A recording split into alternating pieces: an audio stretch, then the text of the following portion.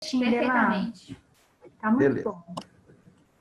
Então, primeiro sábado do mês de setembro, hoje, dia 5 do ano 2020, nós vamos dar continuidade ao estudo do Evangelho de Jesus, ao qual estamos realizando na nossa Casa Espírita desde o ano de 2005. Estamos no capítulo 11 do Evangelho de Jesus, segundo São Mateus, e nós iniciamos este capítulo em agosto de 2018. Nós já temos 2 anos que estamos trabalhando com este capítulo. O capítulo possui 30 versículos. Já nesses 2 anos, trabalhamos muito em cima dos versículos iniciais e agora nós estamos trabalhando o versículo 25 a 30. Então nós vamos ler a partir do versículo 25 para darmos sequência à proposta a qual estamos realizando neste estudo. Naquele tempo, respondendo, Jesus disse: Graças te dou, ó Pai, Senhor do céu e da terra, que ocultastes estas coisas aos sábios e instruídos, e as revelastes aos pequeninos. Sim, ó Pai, porque assim te aprouve. Todas as coisas me foram entregues por meu Pai, e ninguém conhece o Filho senão o Pai, e ninguém conhece o Pai senão o Filho, e aquele a quem o Filho o quiser revelar.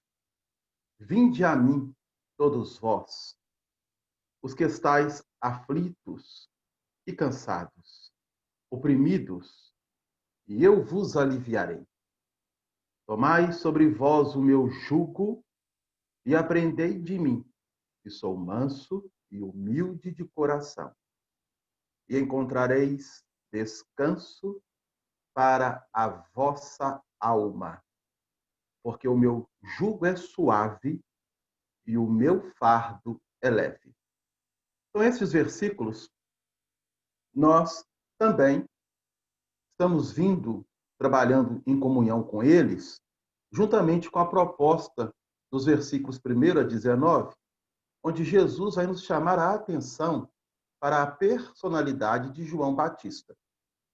João Batista sendo o precursor do cristianismo, há uma colocação de Jesus, que nós fizemos inúmeros trabalhos pertinentes a esta colocação, de que dos nascidos de mulher, ele, João Batista, é o maior, porém, sendo o menor no reino dos céus. Logo em seguida, Jesus vai falar para nós da questão de Elias, colocando que João Batista é o Elias reencarnado. Então, a reencarnação, adentrando no ensinamento de Jesus, sendo uma das propostas fundamentais da doutrina espírita. Allan Kardec, no capítulo 4 do Evangelho segundo o Espiritismo, ele vai desenvolver essa questão da reencarnação para nós, inclusive trazendo esse apontamento do Evangelho e da fala de Jesus, ao dizer para nós que João, o Batista, é, pois, o Elias reencarnado, em um novo corpo formado para ele. Dentro dessa colocação, nós fizemos um parênteses. Por quê? Sendo João Batista o precursor do cristianismo, e sendo o cristianismo uma proposta que visou a época, e hoje ela está tomando parte em todo o corpo físico e espiritual do planeta que nós habitamos, aquela mensagem não poderia ficar presa a um espaço geográfico, a uma cultura apenas de um povo. A mensagem, ela iria se disseminar por toda a humanidade, plano físico e plano espiritual. Sendo João Batista, então, o grande precursor, Jesus está afirmando para nós que este Espírito, já sendo Elias, ele vinha numa sequência, que a espiritualidade define como espírito de sequência. Isto é, quando uma entidade espiritual, ela, dentro da proposta de trabalho ao qual ela está inserida, e João Batista como precursor, sendo um grande trabalhador de Jesus, ele não teve somente a encarnação como Elias e como João Batista. Então, nós abrimos um leque muito grande ao mostrar algumas das personalidades deste espírito na Terra, tendo um trabalho fundamental. Até hoje, ainda o tem. Então, nós pegamos a partir de Abraão. Abraão, ele viveu mais ou menos 4.000 anos antes de Cristo. Depois de Abraão, ele veio como Moisés, que viveu mais ou menos 2.000 anos antes de Cristo. Depois de Moisés, ele vai reencarnar como Elias. Após Elias, ele vem como o profeta Isaías. E depois de Isaías, ele terá a reencarnação de João o Batista. Então, nós temos aí 5 reencarnações deste mesmo Espírito. Com referência a essa proposta, nós fizemos inúmeros trabalhos anteriores, tendo em vista que estamos 2 anos já estudando este capítulo. Então, nós não vamos voltar atrás, nós vamos dar sequência. E aí, a grande questão é, parou em João Batista? Então, nós vamos lembrar aqui os versículos 25 e 26 que nós lemos, quando, na fala de Jesus, ele coloca que a revelação de Deus, ela vai encontrar ressonância, primeiramente, nos corações. Quando, no versículo 25, Jesus coloca, dando graça ao Pai, que ocultaste tudo aquilo aos sábios e instruídos do mundo, do ponto de vista da intelectualidade, de um raciocínio objetivo e lógico, não permitindo que a mensagem adentre ao sentimento, ao coração, ele coloca aos pequeninos. Pequenino significa os humildes. E aí, nós vamos lembrar de uma fala de João Batista registrada por João Evangelista, quando ele assim o diz, logo após ele ter batizado Jesus nas águas do Rio Jordão, quando o Cristo fora até ele. E ele diz ao Cristo, sou eu que tenho que ser batizado por ti? E tu vens a mim? E aí Jesus faz com que se cumpra a lei, numa obediência. Então, observamos aí a humildade de Jesus ao se deixar ser batizado por João Batista, porque nós vamos ver a questão do batismo como uma proposta de renovação. Não vamos adentrar nisso agora, porque vai também trazer aspectos relacionados à reencarnação. Mas o que nos interessa é a fala de João Batista, quando ele diz, importa que ele cresça e que eu diminua. Essa fala é muito importante, porque ela está justamente caracterizando na personalidade de João Batista a posição de humildade deste espírito. Fizemos também um trabalho trabalhando com o livro Boa Nova, naquele capítulo número 2, onde está intitulado Jesus e o Precursor, quando Jesus e João Batista eram ainda meninos. E lá, o espírito Humberto de Campos, na psicografia de Francisco Cândido Xavier, vai trazer detalhes interessantes deste período que não é registrado pelos documentos, pelos fatos, do ponto de vista humano, essas informações, elas chegam até nós através da codificação espírita, do desenvolvimento do espiritismo, especialmente no Brasil, através das mãos abençoadas de Francisco Cândido Xavier, Jesus já definindo com ele, João Batista, uma programação. E o próprio Humberto de Campos, na lição, depois quem quiser fazer uma releitura, nós não vamos retornar a isso, diz assim: que tipo de conversa os dois, naquele momento, estavam tendo? Quando as duas crianças, na faixa etária entre 10 a 12 anos, numa espécie de planície, Jesus apontando o dedo para João Batista e mostrando um simbolismo na fala de Humberto de Campos, para trazer para nós este ponto de interrogação. O que eles conversaram?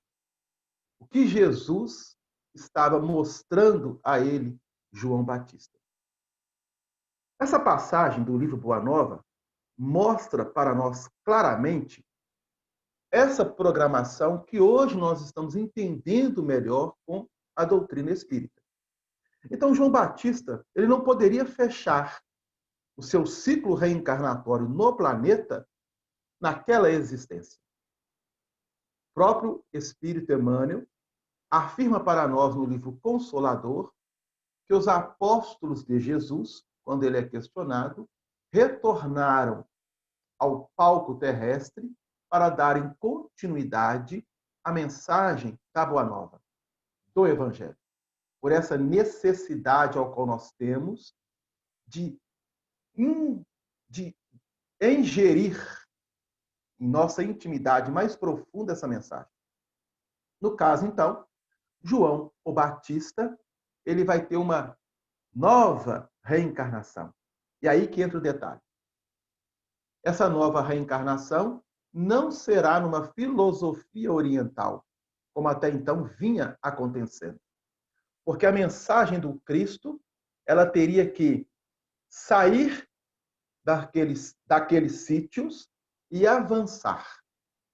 Então, nós vamos trazer aqui alguns apontamentos importantes para mostrar esta reflexão.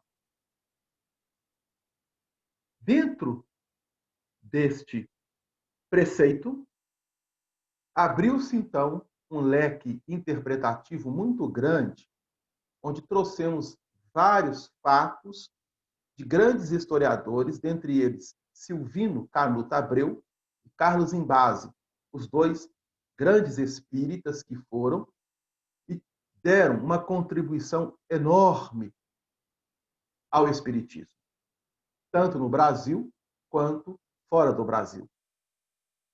Só que nós já fizemos essa análise em relação aos dois. E ficou, então, claro para nós, na lógica dos estudos que estamos desenvolvendo, que João Batista reencarna como Allan Kardec, um sacerdote druida na região das Gálias, que hoje é o país que é a França, numa localidade designada sobre Lugdunum, que seria hoje a cidade de Lyon, ou uma cidade bem próxima a Lugdunum, chamada Viena. Não é a Viena de Itália, as pessoas confundem. Tá? Era uma vila bem pequenininha que ficava bem próximo a essa cidade de Lugdunum, à época. Hoje, Lugdunum tem-se o nome de Lyon. E, aliás, a cidade de Lyon foi onde o Hippolyte Léon Denisard Rivail, Allan Kardec, reencarna no dia 3 de outubro do ano de 1804, no século XIX. Pois bem, qual que seria a proposta de João Batista voltar como Allan Kardec, saindo de uma filosofia oriental e adentrando um pensamento ocidental, sendo, naquela experiência, um sacerdote druida. Está fora do cristianismo.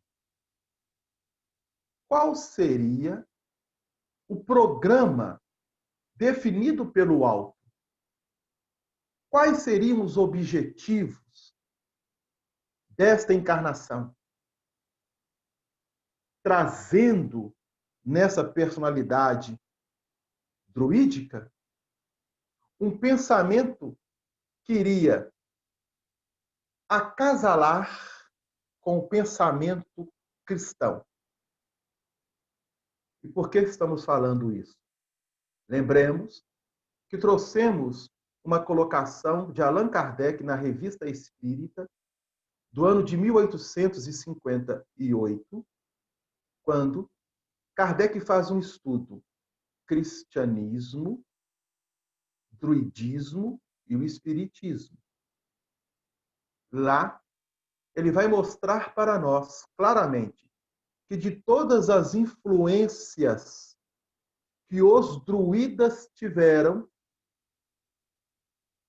durante enormes períodos do processo da civilização céltica, lembrando que os druidas eram celtas, um povo que se alastrou por toda a Europa.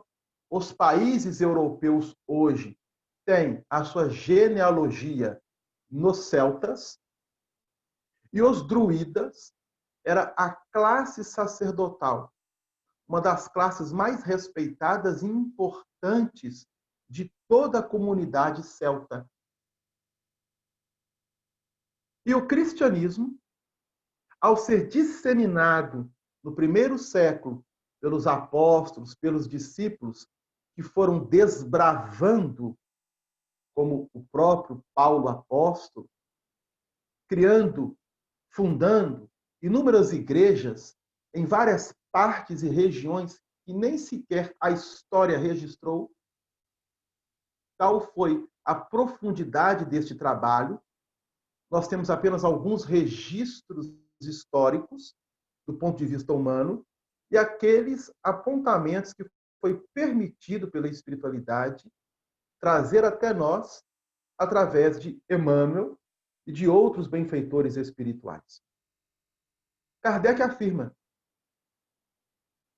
que os druidas incutiram a filosofia cristã, a única que logrou, de todas as influências que os povos celtas tiveram, lembrando a época das invasões, do aculturamento, quando um povo invadia o outro e queria exercer uma imposição de costume, de hábitos, de cultura naquele povo.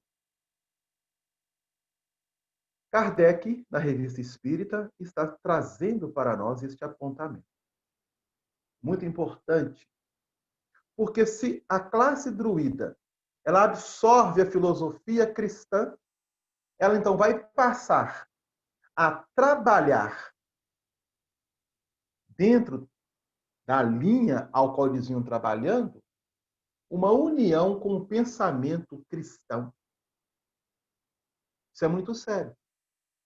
E estando Allan Kardec, e nós, diante dos estudos, trouxemos, do ponto de vista dos raciocínios, que ele reencarnara no século II da era cristã, logo após ali a desencarnação de João o Evangelista, que se deu no segundo século da era cristã. A data ela não está ainda bem definida pelos historiadores, ela tem divergências, mas está no primeiro decênio do segundo século da era cristã, entre o ano 102 a 108. Então, Allan Kardec ele deve ter reencarnado por volta do início da segunda década do segundo século. E desencarnado, talvez, 20 ou 25 anos antes do término do segundo século. Já para o início do terceiro. E por que nós estamos afirmando isso? Porque a doutrina espírita, ela vai trazer para nós um resgate importantíssimo de fatos e de acontecimentos que o historiador humano, o cientista teólogo humano, não o tem. Através da psicografia de Francisco Cândido Xavier, principalmente, a espiritualidade maior faz apontamentos e referências mostrando-nos situações que aconteceram e que muitos de nós que já lemos e relemos as obras passamos despercebido em muitas colocações trazidas por Emmanuel. Nós vamos trazer aqui do livro Ave Cristo alguns apontamentos importantes. Primeiro deles, no primeiro capítulo da obra Ave Cristo, o título é Preparando Caminhos. Então, vejam bem o título, Preparando Caminhos. Quando Emmanuel traz qualquer título em qualquer uma de suas obras, o título ele vai expressar muitas coisas para nós. Jesus não é o caminho, a verdade e a vida? João o Batista não foi o precursor do cristianismo, preparando os caminhos para a chegada de Jesus? Inclusive, no registro do evangelista Mateus, temos ele mesmo, João Batista, ao dialogar com os doutores da lei, quando estes o interpelaram com que autoridade ele estava realizando aquele batismo, e ele traz uma referência do profeta Isaías, endireitai as veredas do Senhor, preparação de caminhos. Emmanuel vai trazer para nós, neste capítulo, primeiro, quase 200 anos de cristianismo. Começavam a modificar a paisagem do mundo. Isso significa que nós estamos no segundo século da era cristã. Ainda não havia fechado o segundo século. Quase 200 anos de cristianismo começavam a modificar a paisagem do mundo. Ele não está falando ali da Palestina, do mundo, da humanidade. Ele continua. Presididas pelos apóstolos do Divino Mestre, todos, então, na vida espiritual, as obras de soerguimento humano multiplicavam-se em vários setores. Então, olha que colocação importantíssima de Emmanuel para nós. Ao afirmar que os apóstolos de Jesus todos se encontravam desencarnados, se preparando e preparando elementos para multiplicar o soerguimento no mundo, a fim de que a paisagem modificasse em prol da mensagem de Jesus na Terra. É uma colocação muito importante. Pois bem, então vai continuar o Emmanuel, e agora nós vamos trazer aqui, no capítulo 2 da obra Ave Cristo, cujo título é Corações em Luta.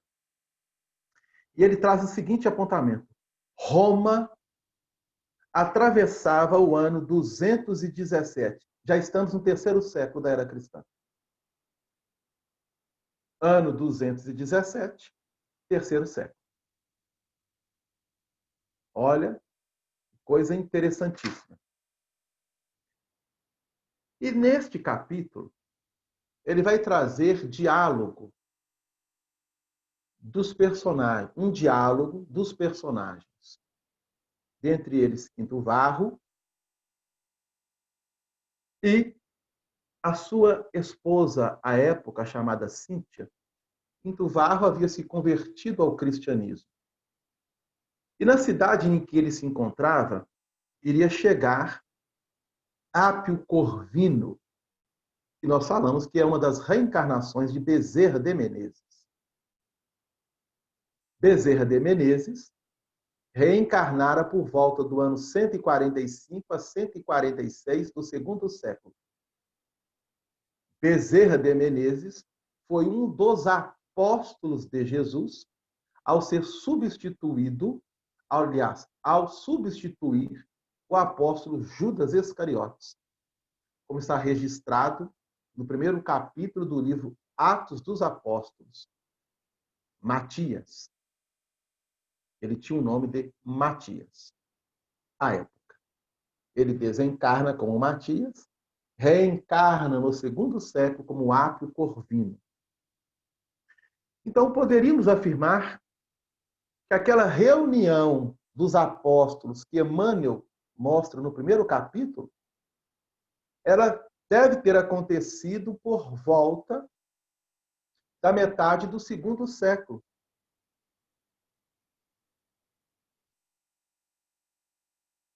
Ápio Corvino, encarnado ou não encarnado, poderia ter participado dessa reunião. O próprio Allan Kardec, encarnado ou já desencarnado, pôde também participar dessa reunião. Sabemos hoje, pela doutrina espírita, a emancipação da alma é um dos capítulos importantíssimos trabalhado no Livro dos Espíritos, na segunda parte, quando ali temos a espiritualidade mostrando que quando o corpo está em repouso por intermédio do sono, se o espírito estiver encarnado, ele pode emancipar a sua alma. E sendo Ápio Corvino e o próprio Allan Kardec espíritos que estavam à frente de um trabalho gigantesco, poderiam ter participado perfeitamente, estando encarnado ou desencarnado. E aí, nessa fala, Quinto Varro está conversando com a esposa e falando a ela que ele vai assistir a essa pregação de Ápio Corvino e dando uma referência de que na mocidade ele fora contemporâneo de Átalo de Pérgamo. Então, Ápio Corvino teve uma afinidade muito grande com Átalo de Pérgamo. Então, nós vamos trazer aqui algumas questões a respeito desses registros que Emmanuel traz para nós. Pois bem, lá na página, no capítulo, na página 32 deste capítulo, ele vai falar para nós de alguns dos acontecimentos que se deu na cidade de Lugdunum, no ano 177, no segundo século da era cristã. Olha que coisa interessante. Nós vamos observar agora. No segundo século da era cristã, no ano 177, houve um grande massacre pelas autoridades romanas, pelo imperador romano à época, onde tormentos enormes se deram com todos os cristãos. E aí lembremos, Nós estamos em Lyon, que à época chamava-se Lugdunum. Essa cidade, com outras vizinhas a ela, sofreram uma perseguição cruel dos romanos. E aí, Apio Corvino vai narrar esses acontecimentos ao grupo de cristãos que naquela noite ali se encontrava com ele, falando com grande entusiasmo dos testemunhos que esses cristãos tiveram. E aí nós vamos voltar um pouco, porque nós estamos falando de João Batista como Allan Kardec. Allan Kardec, na posição de sacerdote druida, vai ser um polo centralizador. Um polo centralizador dessa transição do pensamento oriental para o pensamento ocidental, no que tange a filosofia cristã, enraizada dentro do judaísmo. Não podemos esquecer isso. Que o cristianismo, ele tem na sua genealogia o judaísmo, as bases do Deus único trabalhado pelo povo de Israel para toda a humanidade. Allan Kardec, como sacerdote, ele iria então fazer um polo de centralização, irradiando por ser um espírito superior, diga-se de passagem, para que a mentalidade de todos os povos celtas e os sacerdotes, ele era um grande sacerdote respeitado, diga-se de passagem, para que essa mensagem cristã pudesse eclodir nos corações daquelas criaturas, unificando-as, pensamento ocidental e o pensamento oriental, em Deus. E aí nós vamos observar os testemunhos pelos quais Lugdunum, que é Lyon, irá passar com os cristãos à época. Então, ele vai dizer para nós de alguns personagens importantíssimos, tais como o Átalo de Pérgamo e Potino. Potino, olha o que ele vai dizer. A fala de Apio Corvino. Pintou a alegria de Potino, o chefe da igreja de Leão, cruelmente ultrajado e espancado na rua, sem uma palavra de revolta, aos 90 anos de idade. Potino, no ano 177, com 90 anos de idade. Isso quer dizer que Potino reencarnou no primeiro século da era cristã. E Potino, ele recebeu uma influência direta de João, o Evangelista. E ele continua. Por fim, deteve-se com misteriosos apontamentos de alegria, falando-nos das aventuras e tormentos de Átalo de Pérgamo, ao qual Átalo de Pérgamo foi o grande iniciador da proposta cristã, aquele coração chamado Apio Corvino, na mocidade do mesmo.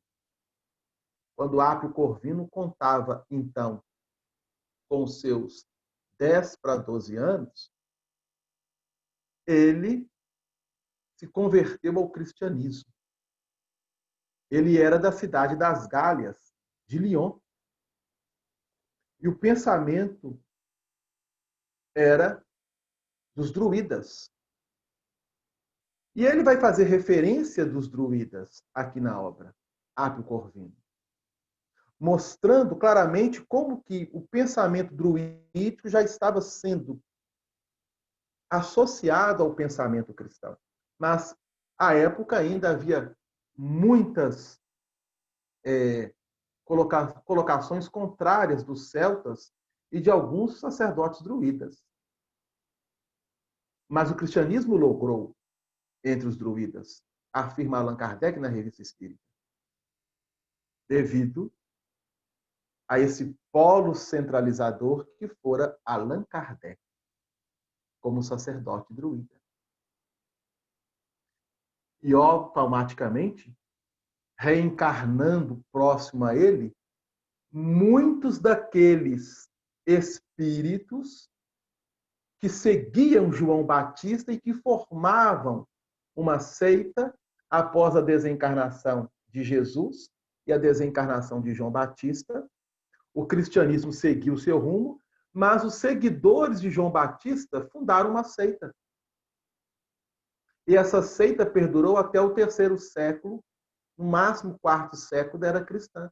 Eram aqueles que ainda traziam João Batista como um grande profeta de Israel. Mas não vincularam João Batista ao cristianismo. No capítulo 11, nós desenvolvemos este estudo. Quando João Batista estava no cárcere, enviou 2 dos seus discípulos até Jesus para questionar dele se realmente ele era o Messias.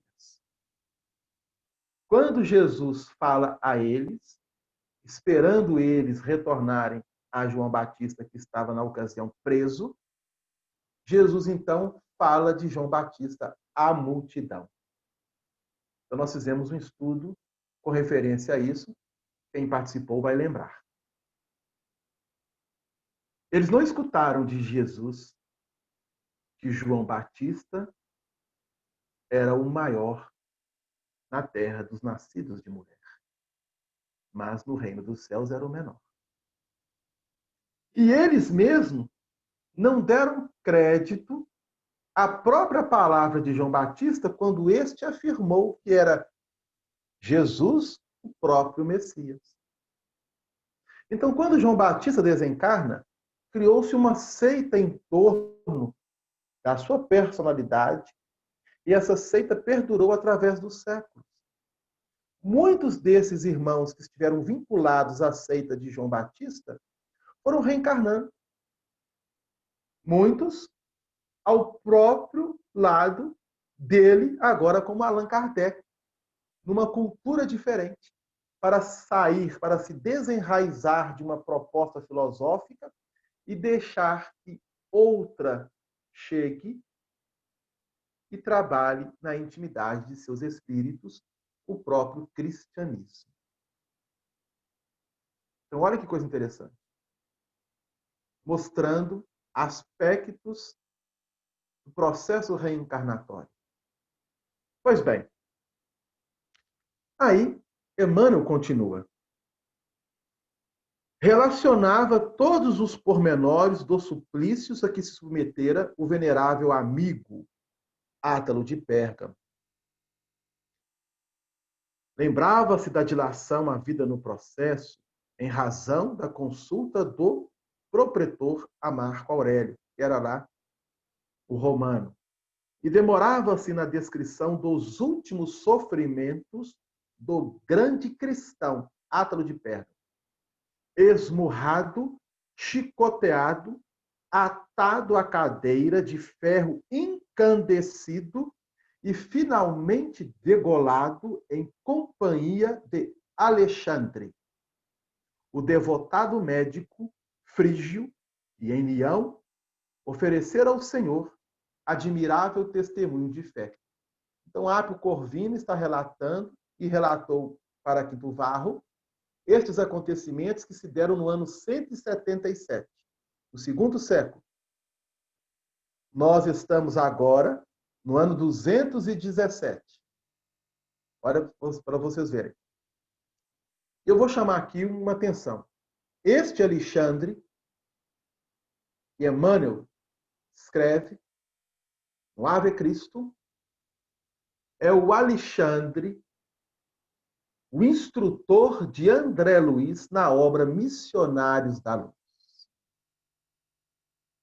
Este Alexandre, que se ofereceu, que se imolou como testemunho ao cristianismo ao lado de Átalo de Pérgamo, no ano 177 da era cristã, é o Alexandre da obra Missionários da Luz, que muitos vão lembrar, e que no final da obra, ao despedir-se de André Luiz vai nos narrar que ele recebera um convite para integrar na cidade espiritual de nosso lar o ministério da união divina.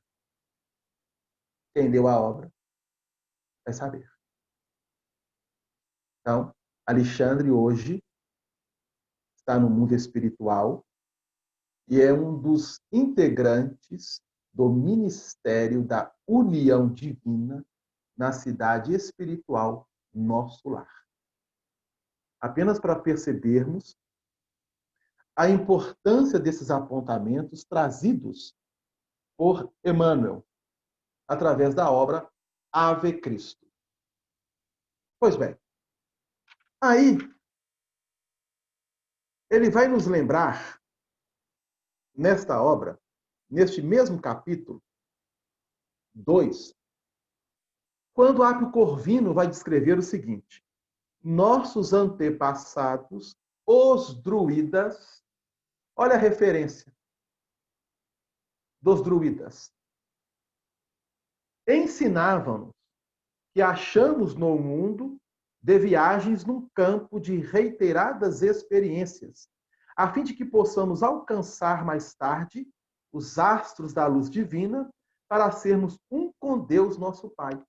Então, ele está revelando para nós algo muito importante, que é a reencarnação trabalhada pelos cristãos, pelo cristianismo primitivo e pelo próprio druidismo, onde havia uma similitude de pensamentos, onde Kardec, como sacerdote, naquela personalidade, foi um polo centralizador de irradiação dessa mensagem cristã entre os druidas e todos os povos celtas.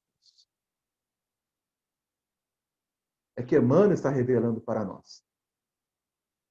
Mas vamos avançar aqui para que nós possamos fechar. Aí, lá no capítulo 3 desta obra, Ave Cristo,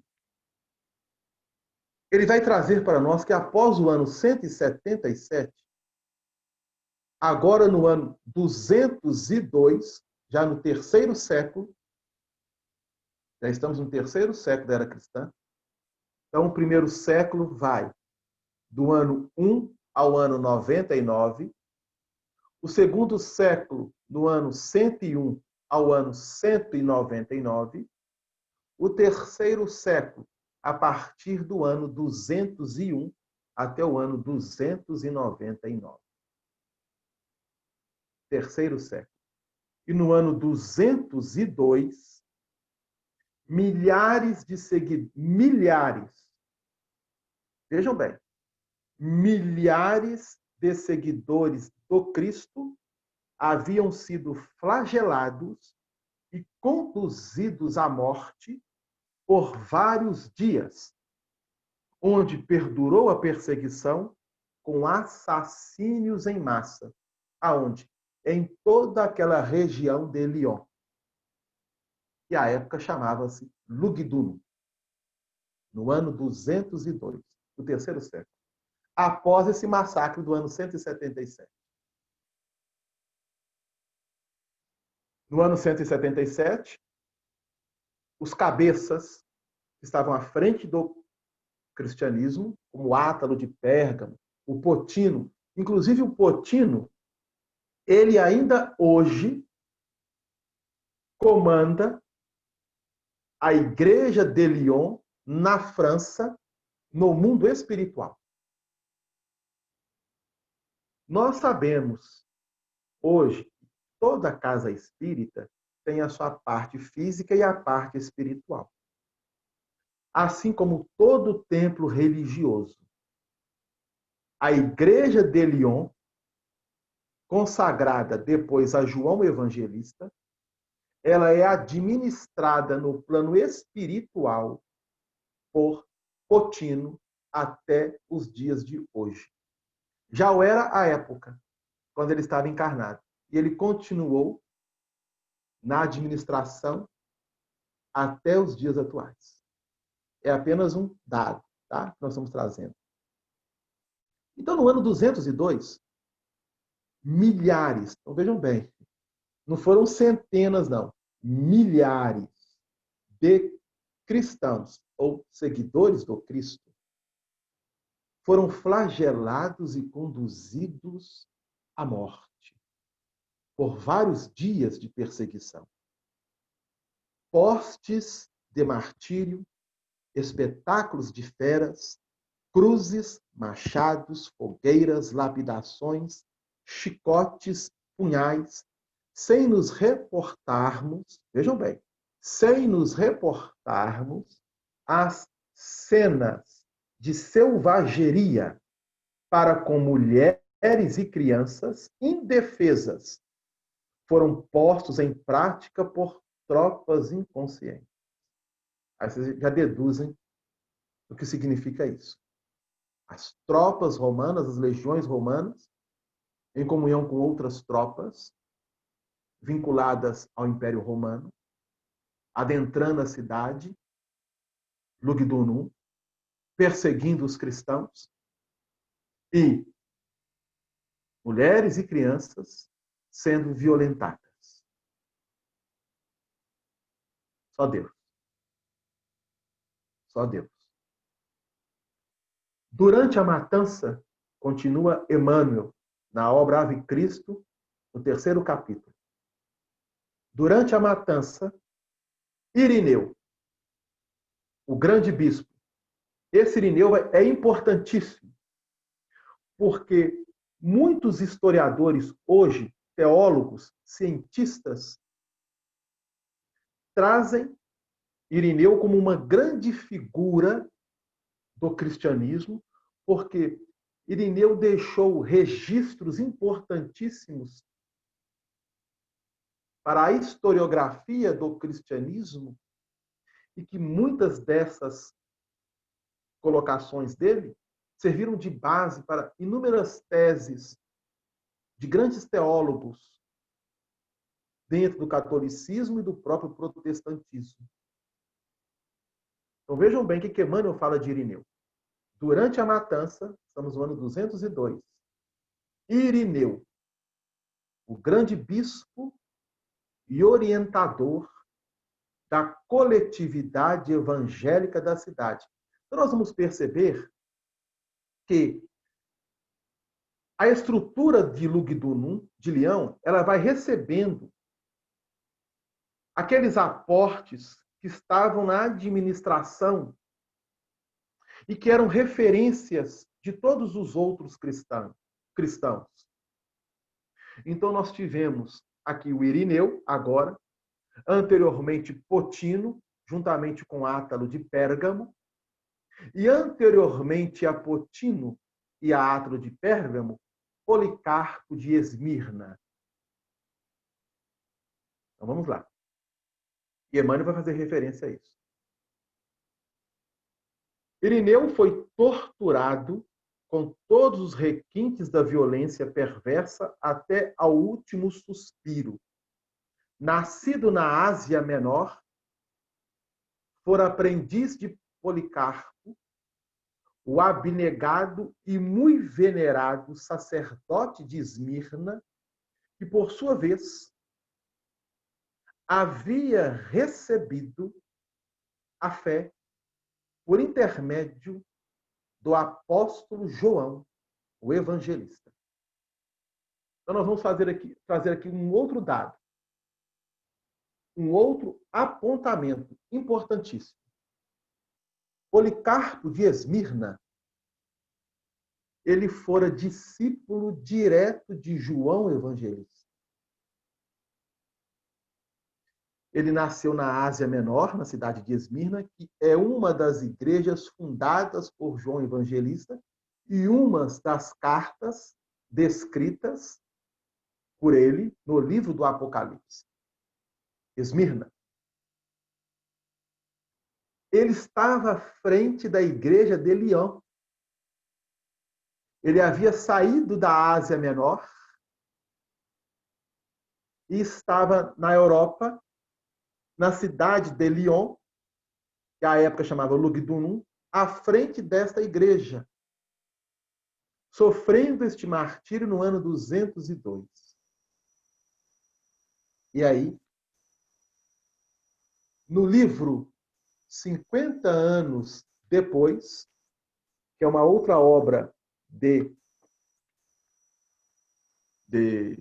Emmanuel, no capítulo 5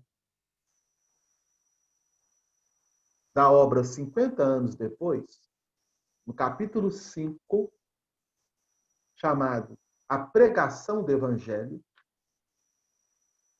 nós estamos aqui por volta do ano cento e pouco. Não, nós estamos no ano 130 e poucos para 140. 131. Nós estamos no ano 131. Segundo século, ano 131. Emmanuel está relatando uma das suas reencarnações como Nestório. Após a sua desencarnação como Públio Lentulus, ele reencarna como um escravo judeu nascido em Éfeso. E quando ele era criança, ele participou, juntamente a Potino e a Policarpo de Esmirna, tendo à frente João Evangelista, o último apóstolo de Jesus a deixar o plano físico da Terra. E lá no livro 50 anos depois, Emmanuel nos narra que em uma dessas noites, onde os cristãos se reuniam nas catacumbas, nós estamos em Roma, ele é um escravo de uma família romana, narra-nos a história, não vamos adentrar a história. O que nos interessa é este capítulo 5, essa referência. O pregador da noite não fora. E quem era o pregador da noite? Policarpo de Esmirna, no ano 131. E aí o que aconteceu? A pessoa que estava à frente ali dos trabalhos abre uma passagem das anotações de Levi, que não é o livro como nós temos, mas era um pergaminho. E sabe qual passagem que caiu quando os pergaminhos foram abertos? Aquela onde Jesus está em uma casa ensinando, a multidão em volta, e de repente chega a mãe e seus irmãos querendo falar. Essa foi a passagem lida naquela noite. Como Policarpo de Esmirna não estava presente, Sérgio, se eu não me engano, que era o nome da pessoa que leu a passagem, fez a seguinte colocação: há alguém dentre vós que queira comentar, devido Policarpo não estar presente? E onde estava Policarpo? Fora capturado pelos soldados romanos, naquele mesmo dia em que ele iria pregar. Então, Nestório, que é Emmanuel, levanta-se, assume a tribuna, fala um pouco das suas reminiscências como criança. À época, Nestório tinha mais ou menos 45 para 46 anos, no ano 131. Ele conheceu de perto João Evangelista. Ele faz essas reminiscências e depois ele, então, interpreta a passagem àquela época. É este Policarpo de Esmirna. E aí, um detalhe muito importante. lá na obra, 50 anos depois, é colocado por Emmanuel o seguinte. Acho que eu até separei aqui. E vou fazer um acasalamento com a obra Ave Cristo. Não sei como é que está o nosso horário aqui, deixa eu ver. Tranquilo. Vai dar para fechar. Beleza. Lá no capítulo 5 da obra 50 anos depois, ele vai descrever para nós uma informação que nós vamos acasalar agora com o livro Ave Cristo, para fecharmos um estudo que nós realizamos quando estudamos o apóstolo João Evangelista no Cantinho de Jesus, no capítulo 10 do Evangelho segundo São Mateus. Lá, à época, quem estava presente vai lembrar, eu fiz algumas referências da importância de João Evangelista e a sua contribuição para o cristianismo. Então vejam bem o que Nestório, agora Nestório, falando aos cristãos que estavam ali reunidos nas catacumbas. Onde eram as catacumbas? Nos cemitérios. Era onde eles se reuniam à época. Era onde eles tinham liberdade de ler, de comentar e de se confraternizar em nome de Jesus. Hoje, nós temos uma total liberdade. Porque houve um progresso. Ele diz assim, sua infância na Grécia, as descrições suaves de João Evangelista. Isso é Nestório falando. Sua infância na Grécia. Aonde? Em Éfeso. As descrições suaves de João Evangelista aos discípulos queridos. Então, ele esteve presente ao coração do apóstolo João, quando era criança. E aqui entra um outro detalhe. João Evangelista foi o primeiro iniciador de levar a mensagem de Jesus às crianças, tendo em vista que hoje nós temos nas nossas casas espíritas os estudos de evangelização à criança. O pontapé inicial começou no primeiro século com João Evangelista, na cidade de Éfeso, espalhando por todas as comunidades cristãs.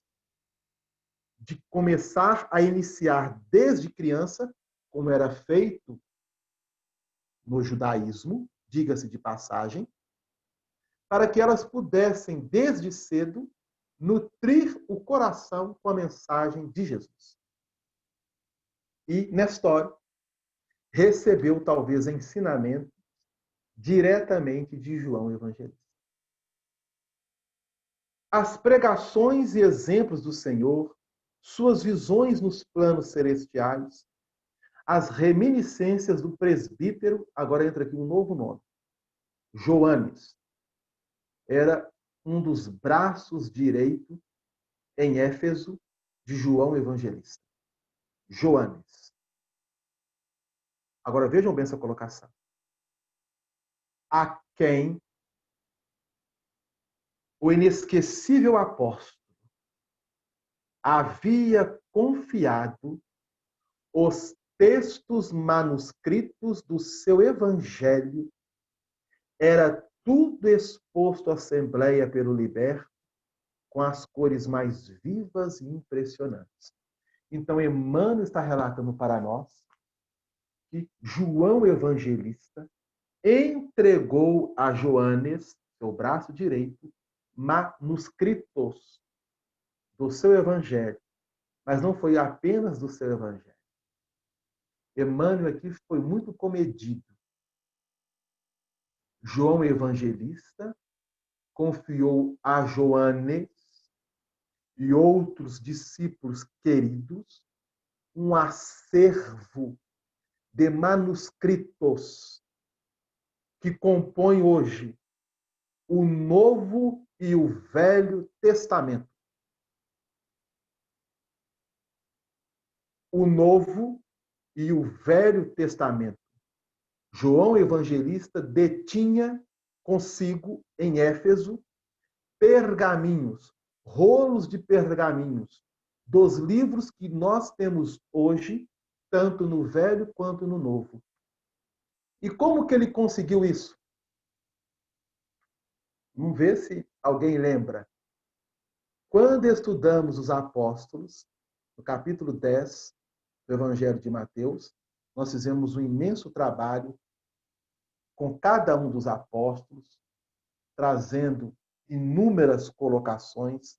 Nós demoramos aproximadamente 4 para 5 anos somente nesses estudos com referência aos apóstolos. Tiago, filho de Alfeu, e que temos hoje a carta de Tiago, no Novo Testamento, é desse Tiago, filho de Alfeu, irmão de Judas, que também tem uma outra carta, Judas Tadeu, ou Judas Lebeu, que também era filho de Alfeu, irmão de Tiago, e que também era irmão de Levi, que é o apóstolo Mateus. Registros esses trazidos pela espiritualidade no livro Boa Nova, pelas mãos abençoadas de Francisco Cândido Xavier, no capítulo intitulado Os Discípulos. Nós já fizemos este trabalho em relação aos apóstolos. Tiago, filho de Alfeu, pressentindo que o cerco dos sacerdotes de Jerusalém estava se fechando e que talvez ele poderia ser assassinado pelos sacerdotes, pelos doutores, pelos escribas, na cidade de Jerusalém, como foi, ele vai a Éfeso, meses antes da sua desencarnação, levando rolos e rolos de pergaminhos e depositando as mãos de João, o evangelista. Esses pergaminhos traziam os livros que hoje nós temos no Antigo Testamento da Bíblia Sagrada. Como que Tiago conseguiu esses pergaminhos? Nós fizemos o estudo quando estudamos os apóstolos. Lembrando que ele foi o polo de transição do pensamento judaico para o cristão. E como a Igreja de Jerusalém recebeu um investimento alto dos sacerdotes, dos doutores da lei, uma das condições para que a igreja continuasse a funcionar na cidade de Jerusalém era que fosse lida também Moisés e os profetas. E aí Tiago, então, coloca para o sacerdote. Bom, então eu preciso de material. Vocês vão me financiar? Então os doutores e os sacerdotes financiaram a igreja de Jerusalém para Tiago rolos de pergaminhos que compõem o Antigo Testamento. Esse material ele leva para João Evangelista. João Evangelista conserva, juntamente agora com os livros que compõem o Novo Testamento, entregando aos seus discípulos, dentre eles Joanes. Na obra Ave Cristo, no capítulo 3, olha o que Emmanuel registra para nós agora. Sobre a Igreja de Leão. Nós estamos no ano 217.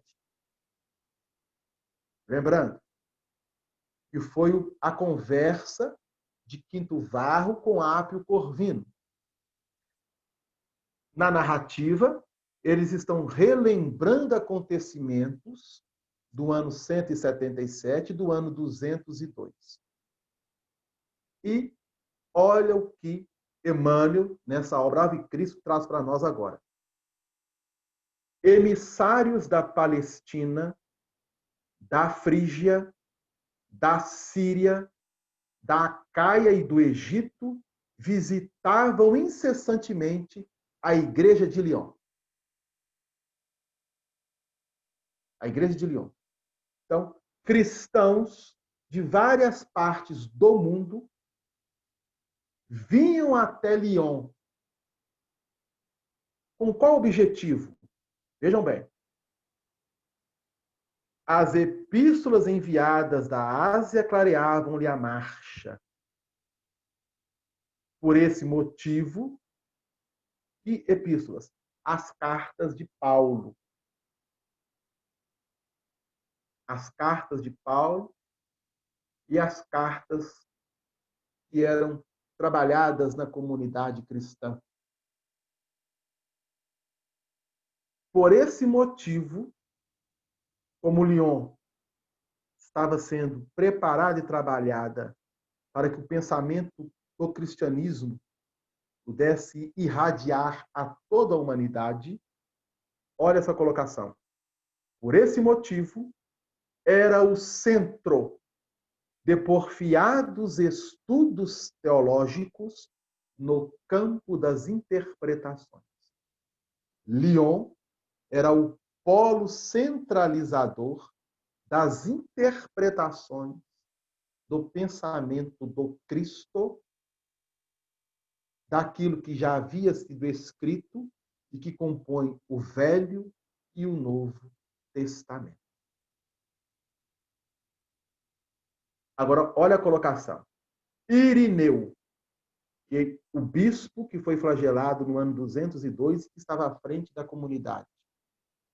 Irineu dedicara-se a minuciosas observações da Escritura.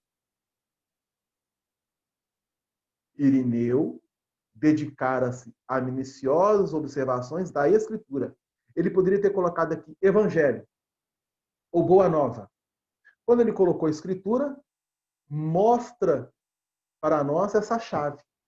A Escritura representando tanto o Velho quanto o Novo Testamento.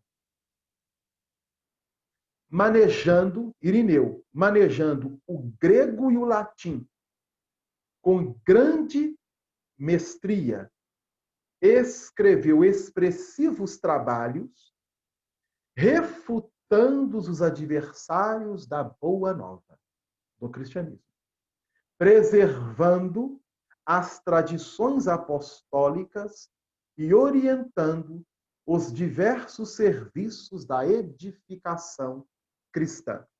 O que representa isso? Que aquele acervo que João Evangelista confiou a Joanes, antes da sua desencarnação, estava na igreja de Lyon,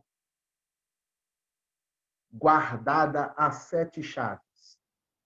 Rolos e mais rolos de pergaminhos, do Velho quanto do Novo Testamento. E Irineu, que é estudado porque ele traz um grande trabalho e que ainda hoje, teses em cima dos seus escritos, realizados por teólogos, é feito. Emmanuel está mostrando para nós essa referência importantíssima. Qual o objetivo de Allan Kardec estar na cidade de Lyon? Então, observamos nas conexões que ele, como sacerdote druida, e agora associando o druidismo ao cristianismo, Lyon representaria o núcleo do pensamento cristão nas bases da simplicidade, da humildade, do amor e de uma interpretação mais espiritualizada, onde inúmeros seguidores tiveram que dar testemunho da própria vida para que a mensagem pudesse chegar até nós, conservou todo este acervo. Com qual objetivo? E aí, Emmanuel, no livro A Caminho da Luz, no capítulo 14, vai trazer para nós, capítulo 14 do livro A Caminho da Luz. Ele vai trazer para nós. Então, qual que é a importância dessas referências? Para mostrar o espírito de sequência e os objetivos o qual Allan Kardec esteve entre nós. Então, aqui, no capítulo 14 da obra A Caminho da Luz, Emmanuel traz a seguinte referência para nós.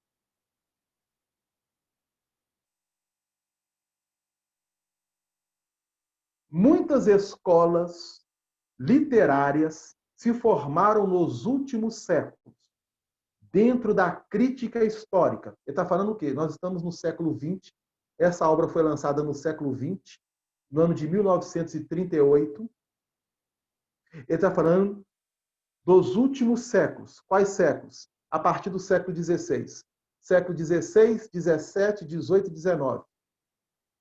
Quando a reforma protestante chegou ao mundo, trazendo subsídios enormes na eclosão do pensamento do cristianismo. E aí foram surgindo inúmeras críticas. Crítica aqui, não somente a construtiva, mas também a destrutiva. Tá? O crítico, aquele que tem uma especialidade dentro de uma área. Então, a pessoa ela é crítica. Ela pode fazer e dar a sua opinião porque ela tem um conhecimento profundo a respeito daquilo. Então, muitos desses críticos se formaram para o estudo e elucidação desses documentos. Que documentos? Nós temos na Bíblia Sagrada.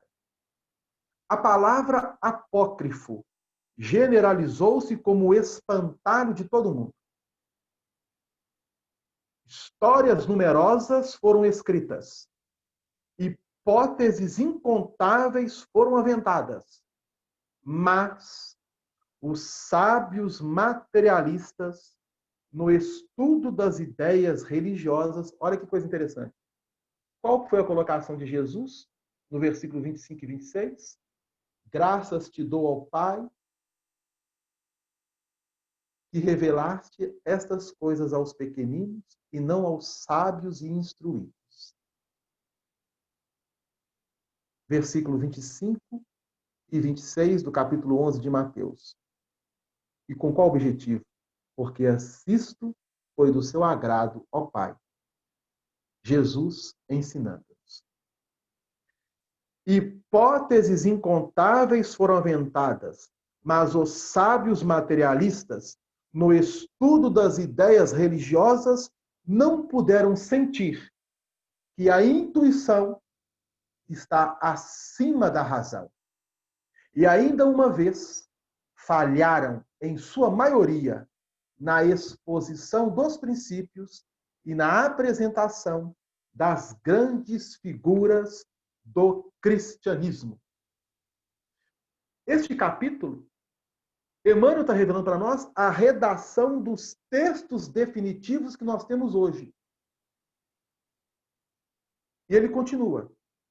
Há alguns anos, vejam bem, há alguns anos, antes de terminar o primeiro século, após o advento da nova doutrina, primeiro século, antes de terminar o primeiro século, após o advento do cristianismo, daquele trabalho maravilhoso dos apóstolos, João Evangelista ainda estando encarnado, como sendo o último apóstolo. Olha o que Emmanuel coloca. As forças espirituais, que forças são essas? Os espíritos que administram a evolução planetária, em nome do Cristo. As forças espirituais operam uma análise da situação amargurosa do mundo em face do porvir. Primeiro século. Nós estamos fechando. Sob a égide de Jesus, estabelecem novas linhas de progresso. Eles estão no Oriente, observando os acontecimentos no Oriente, as forças espirituais, programando a linha de progresso da evolução do pensamento cristão e da própria humanidade, vão estabelecer essas novas linhas para a civilização da Terra, assinalando os traços iniciais dos países europeus dos tempos modernos. Então, aqui, Emmanuel, na entrelinha, descreve para nós o porquê de João Batista sair do Oriente, adentrando o Ocidente, sendo um polo centralizador entre os druidas, para que o pensamento cristão irradiasse e se associasse aos inúmeros discípulos e corações que foram reencarnando naquela região, para que a mensagem de Jesus chegasse até nós. Então, esse foi o objetivo de Allan Kardec estar ali, porque as forças espirituais, observando o panorama do mundo, iriam estabelecer novas linhas dentro deste progresso, com base nas civilizações iniciais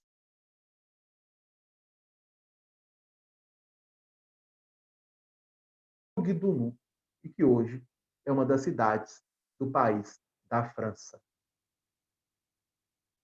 Então, os textos bíblicos que nós temos hoje em mãos não foram definidos pelo ser humano, foram definidos pelos espíritos superiores em comunhão com os apóstolos de Jesus e dos seus inúmeros discípulos.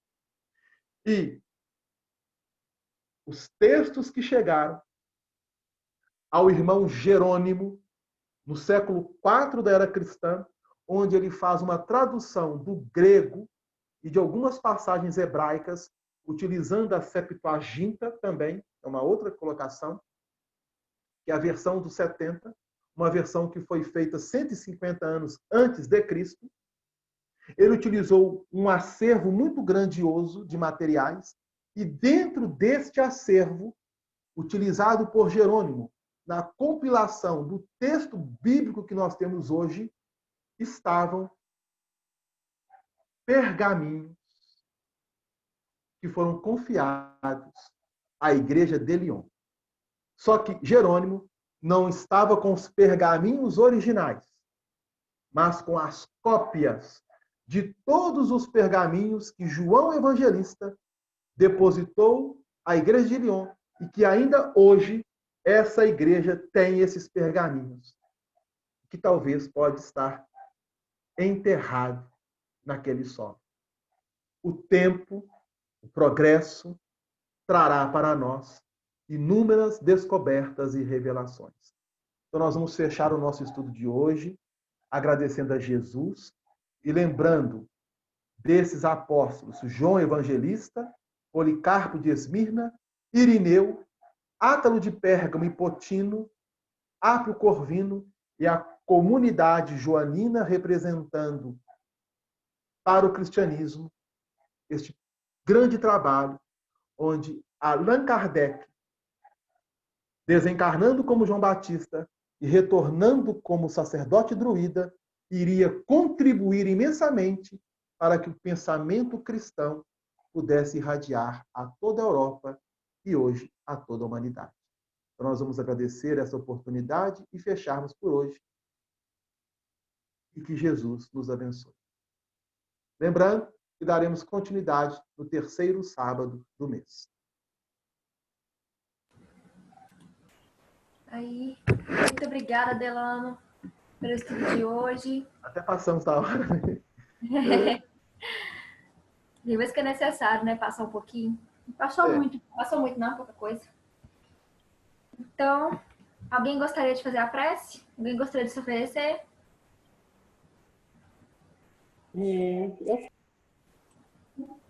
Alguém quer Tá me fazer a prece? ouvindo, Ana?